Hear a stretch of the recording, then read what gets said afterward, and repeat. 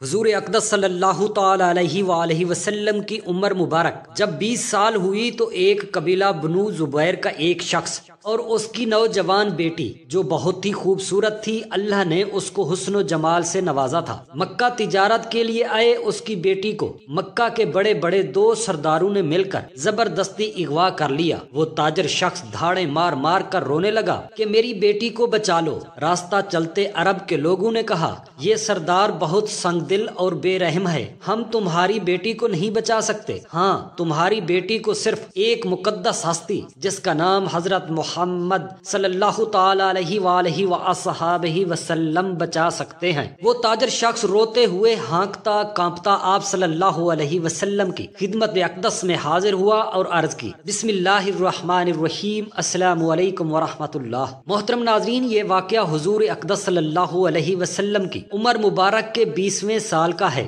عربوں کی ساری خرابیوں کے باوجود ان کے اندر ابھی تک اخلاق حسنہ کی بعض واقعات موصول تھی۔ ظلم کے خلاف کبھی کبھار ان کی رگوں میں خون کھول اٹھتا تھا اور وہ ظالم سے مظلوم کا حق دلانے کے لیے سینہ سپر ہو جاتے تھے۔ ایک مرتبہ قبیلہ بنو زبیر کا ایک شخص کچھ مال تجارت لے کر مکہ واپس آیا۔ اس کی بیٹی بھی اس کے ساتھ تھی، جو جوان ہونے کے ساتھ ساتھ حسن و جمال میں اپنا معیار آپ رکھتی تھی۔ اس تاجر سے اس کا سامان مکہ کے مشہور اور مالدار سردار آس بن وائل نے خرید لیا، لیکن اس نے سینہ زوری کرتے ہوئے اپنے ہم پلہ سردار کی مدد سے زبیدی تاجر کی بیٹی کو زبردستی اپنے قبضے میں لے لیا۔ وہ اجنبی شخص اور دھاڑے مار مار کر اور رو کر چیخو پکار کرنے لگا کہ میری بیٹی کو بچا لو۔ راہ چلتے مسافروں نے اس تاجر سے کہا، تم جا کر خانہ کعبہ میں دعا کرو، تمہاری بیٹی صحیح سلامت واپس آ جائے گی۔ وہ شخص خانہ کعبہ میں آیا اور خانہ کعبہ کا غلاف پکڑ کر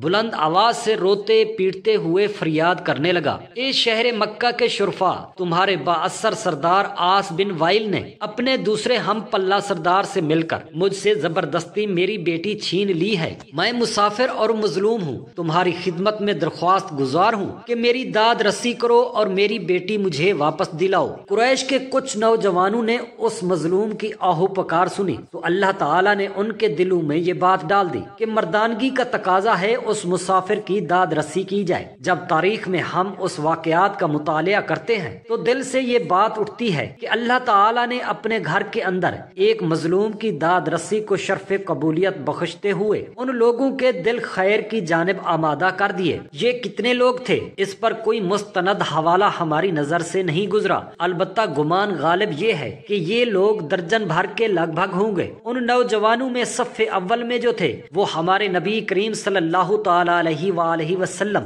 ان میں پیش تھے۔ یہ سب لوگ اس زبیدی کو اپنے ساتھ لے کر آس بن وائل کے دروازے پر جا پہنچے۔ اسے باہر بلایا گیا اور سب نے یک زبان کہا کہ اس مظلوم پر تم نے کیوں ظلم ڈھایا ہے؟ اس ظالم نے کہا، میں نے کوئی ظلم نہیں ڈھایا، وہ لڑکی کنیز ہے۔ جب مال کا وہ سودا کیا تھا تو یہ لڑکی بھی میں نے اس شخص سے خرید لی تھی۔ آس بن وائل کا جواب سن کر وفد کے لوگوں نے زبیدی سے وضاحت مانگی تو اس نے کہا، خانہ کعبہ کی عظمت و تقدس کی قسم، میں نے اپنی لڑکی بیچی نہیں ہے اور نہ ہی وہ کنیز ہے، وہ میری بیٹی ہے اور اس شخص نے اپنی قوت کے بلبوتے پر زبردستی اسے اغوا کر کے اپنے گھر میں ڈال دیا ہے۔ اس پر وفد کے لوگوں نے سختی کے ساتھ آس بن وائل سے بات کی۔ آس بن وائل سے بات کی تو اس بدبخت نے اپنے جرم کا اعتراف کر لیا اور زبیدی کی لڑکی واپس کرتے وقت بدبخت اس نے ارکان وفد سے کہا کہ میں کل صبح لڑکی واپس کروں گا، ایک رات مجھے اس کے ساتھ گزار لینے دو۔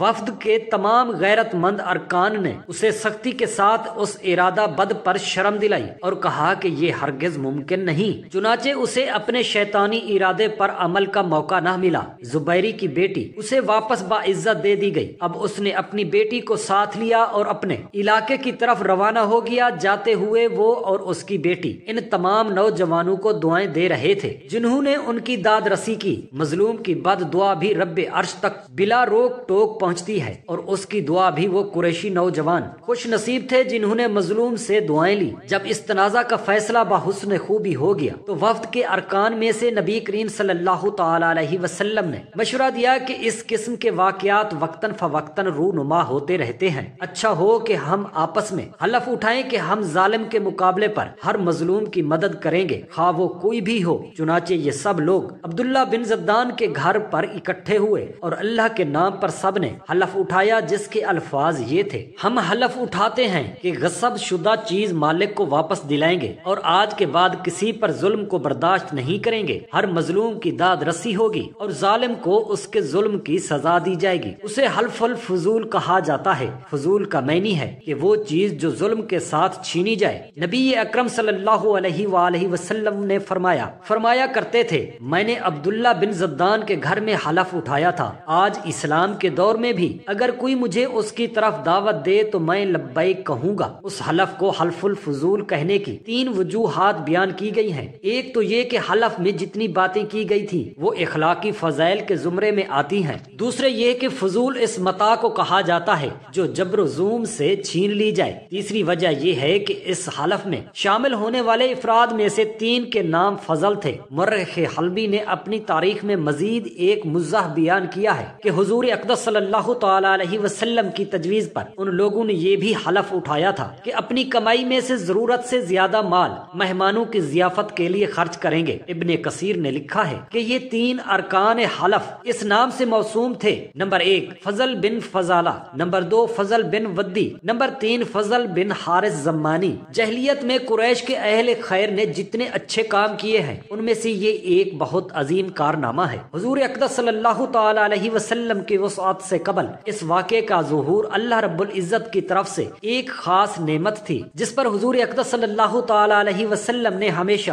اللہ تعالی کا شکر ادا کیا۔ ابن کثیر نے لکھا ہے کہ حضرت معاویہ رضی اللہ تعالی عنہ کے بھتیجے ولید بن عتبہ بن ابی سفیان اور حضرت امام حسین رضی اللہ تعالی عنہ کے درمیان ایک تنازع پیدا ہوا۔ ولید سب مدینہ کا گورنر مقرر ہوا تو اس نے اپنی قوت کے بلبوتے پر حضرت امام حسین رضی اللہ تعالی عنہ کی ایک جائیداد جو ظلم عروہ کے نام پر تھی قبضے میں لے کر گورنری کا روپ دکھانے لگا۔ حضرت امام حسین رضی اللہ تعالی عنہ گورنر ہاؤس تشریف لے گئے اور آپ رضی اللہ تعالی عنہ نے فرمایا: اے ولید، تم میری جائیداد سے قبضہ اٹھا لو۔ اگر ایسا نہیں کرو گے تو میں اللہ کی قسم کھا کر کہتا ہوں کہ پھر میں اپنی تلوار نکال لوں گا اور مسجد نبوی میں کھڑے ہو کر اعلان کروں گا: اے اہل ایمان، آج پھر حلف الفضول کو دہرانے کا لمحہ آ گیا ہے۔ عبداللہ بن زبیر رضی اللہ تعالی عنہ بھی اس وقت وہاں موجود تھے۔ انہوں نے فرمایا: میں اللہ کی قسم کھا کر کہتا ہوں کہ حسین کا حق اگر واپس نہ کیا گیا تو میں بھی اس کے حصول کے لیے اپنی تلوار نکال کر اس کے ساتھ کھڑا ہو جاؤں گا، پھر یا تو اس کا حق دلوا کے رہوں گا یا جان کی بازی لگا دوں گا۔ حضرت مصر مخرمہ بن نوفل زہری تک یہ بات پہنچی تو انہوں نے بھی یہی اعلان کیا جو عبداللہ بن زبیر رضی اللہ تعالی عنہ نے کیا تھا۔ پھر اس تنازع کی خبر حضرت عبد الرحمن بن عثمان بن عبداللہ تک پہنچی تو انہوں نے بھی وہی الفاظ دہرائے۔ مدینہ ولید بن عتبہ کو جب اس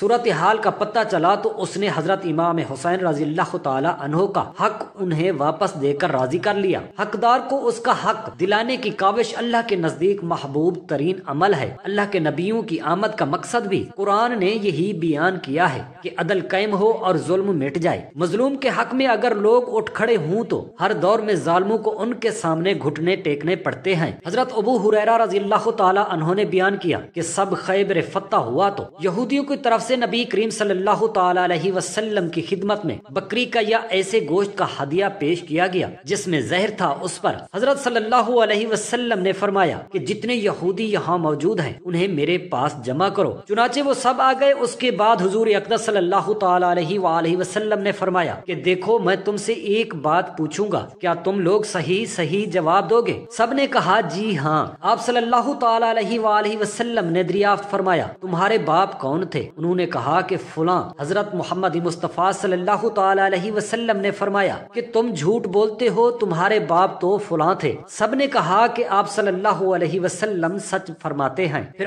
حضرت صلی اللہ علیہ وسلم نے فرمایا اگر میں تم سے ایک اور بات پوچھوں تو تم صحیح واقعہ بیان کر دو گے؟ سب نے کہا جی ہاں۔ اے ابو القاسم، اور اگر ہم جھوٹ بھی بولیں گے تو آپ ہمارے جھوٹ کو اسی طرح پکڑ لیں گے جس طرح آپ نے ابھی ہمارے باپ کے بارے میں ہمارے جھوٹ کو پکڑ لیا تھا۔ رسول اکرم صلی اللہ تعالی علیہ وسلم نے اس کے بعد دریافت فرمایا کہ دوزخ میں جانے والے لوگ کون ہوں گے؟ انہوں نے کہا کہ کچھ دنوں کے لیے تو ہم اس میں داخل ہو جائیں گے، پھر آپ لوگ ہماری جگہ داخل کر دیے جائیں گے۔ حضور اکرم صلی اللہ علیہ وسلم نے فرمایا تم اس میں برباد رہو، خدا گواہ ہے کہ ہم تمہاری جگہ اس میں کبھی داخل نہیں کیے جائیں جائیں گے۔ پھر آپ صلی اللہ علیہ وسلم نے دریافت فرمایا کہ اگر میں تم سے کوئی بات پوچھوں تو کیا تم مجھ سے صحیح واقعہ بتا دو گے؟ اس مرتبہ پھر انہوں نے یہی کہا کہ ہاں اے ابو القاسم۔ حضرت صلی اللہ تعالی علیہ وسلم نے دریافت کیا کہ کیا تم نے اس بکری کے گوشت میں زہر ملایا ہے؟ انہوں نے کہا جی ہاں۔ حضور اقدس صلی اللہ علیہ وسلم نے فرمایا کہ تم نے ایسا کیوں کیا؟ انہوں نے کہا کہ ہمارا مقصد یہ تھا کہ اگر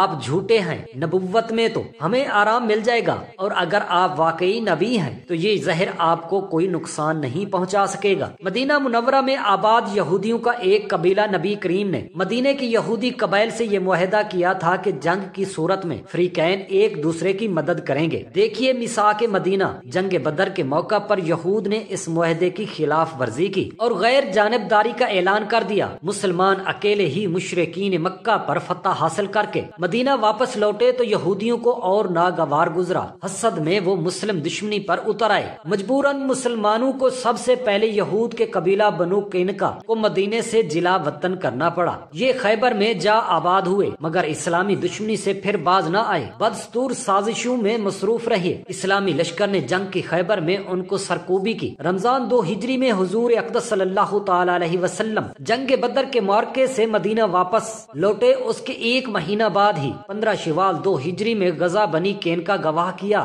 درپیش ہوا۔ بدر کے بعد یہودیوں نے شروع عداوت کر دی۔ اس کے بعد یہودیوں نے سرو عداوت کا مظاہرہ کیا۔ مدینے کے اطراف میں یہودیوں کی 3 بڑے بڑے قبائل آباد تھے، بنو قینقاع، بنو نذیر، بنو قریظہ۔ ان دونوں سے مسلمانوں کا معاہدہ تھا، مگر جنگ بدر کے بعد جس قبیلے نے سب سے پہلے معاہدہ توڑا وہ قبیلہ بنو قینقاع کے یہودیوں کے تھے، جو سب سے زیادہ بہادر اور دولت مند تھے۔ واقعہ یہ ہوا کہ ایک برقع پوش عرب عورت یہودیوں کے بازار میں آئی تو دکانداروں نے شرارت کی اور اس عورت کو ننگا کر دیا اور اس پر تمام یہودی کہا لگا کر ہنسنے لگے۔ عورت چلائی تو ایک عربی آیا اور دکانداروں کو قتل کر دیا۔ اس پر یہودیوں اور عربوں میں لڑائی شروع ہو گئی۔ حضور اقدس صلی اللہ تعالی علیہ وسلم کو خبر ہوئی تو آپ تشریف لائے اور یہودیوں کی اس غیر شریفانہ حرکت پر ملامت فرمانے لگے۔ اس پر بنو قینقاع کے خبیث یہودی بگڑ گئے اور بولے کہ جنگ بدر کی فتح سے آپ مغرور نہ ہو جائیں، مکہ والے جنگ کے معاملے میں بے ڈھنگے تھے، اس لیے آپ نے ان کو مار لیا۔ اگر ہم سے آپ کا سابقہ پڑا تو آپ کو معلوم ہو جائے گا کہ جنگ کس چیز کا نام ہے اور لڑنے والے کیسے ہوتے ہیں۔ جب یہودیوں نے معاہدہ توڑ دیا تو حضور اقدس صلی اللہ تعالی علیہ وآلہ وسلم نے نصف شوال 2 ہجری پیر کے دن ان یہودیوں پر حملہ کر دیا۔